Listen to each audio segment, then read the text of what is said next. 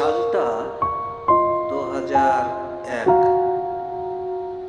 তখন কোনো এক রমণী আমাকে নিয়ে খুবই কৌতূহলী দেখে মনের অজান্তেই লিখে ফেলেছিলাম কিছু কথা।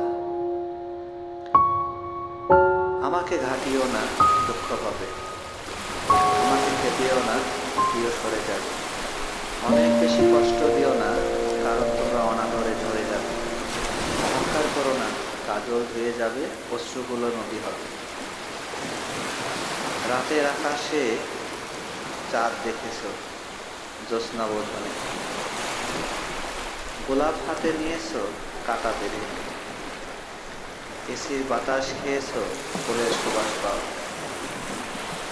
জোরে জোরে ভালোবাসতে হয়, প্রেমের খেলা খেলতে গিয়ে মরণকে টানতে হয়।